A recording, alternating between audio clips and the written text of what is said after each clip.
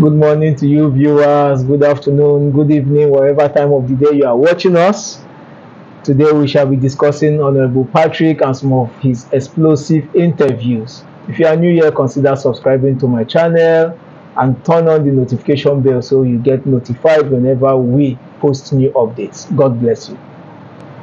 Wow. So happy to have you in the studio, sir. My pleasure. You're very loved in this country because of the beautiful flowery sentences that you make when you speak. And it's common knowledge that you and your wife, you use lots of big words. I mean, how did this come about? Is it that you come from a family where the dictionary is studied attentively? Well, let me start by saying that I've watched the other news since it started its course. Yeah. And I must use this opportunity to thank the management of Channels Television and your very good self for this Pantagruelian and Rabelation intervention into our body politic. So I have to prepare at this point. Yes.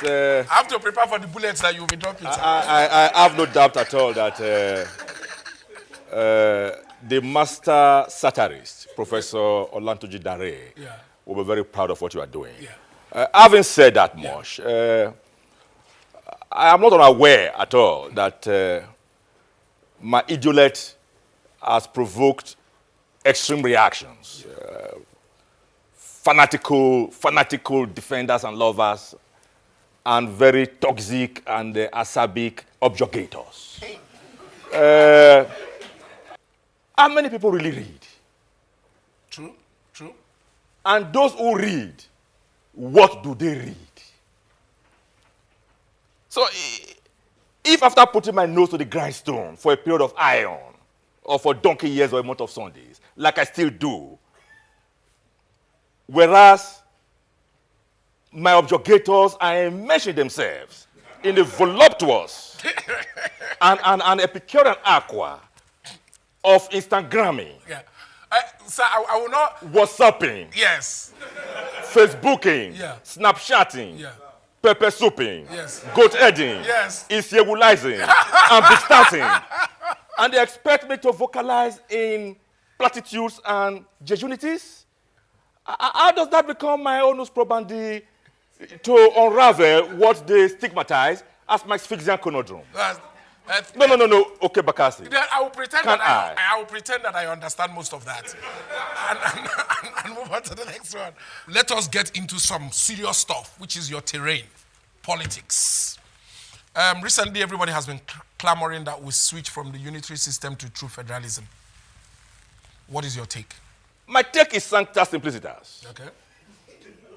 If this nation will not burn, if this nation want to eschew a second civil war, we cannot but devolve powers.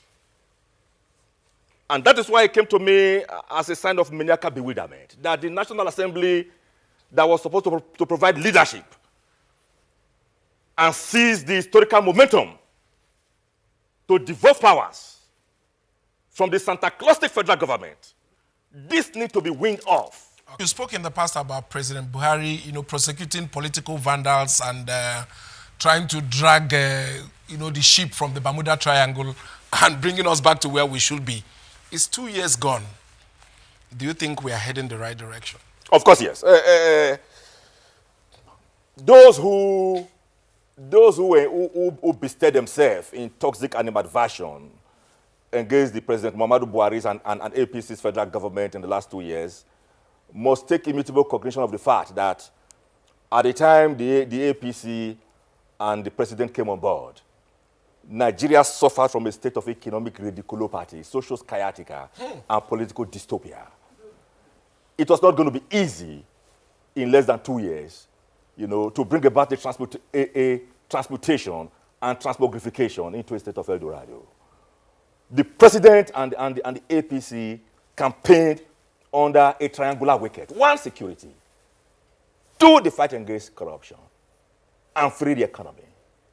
And so far, none of them seem to be working, though. No. The security situation before we came on board was like Gogon Medusa.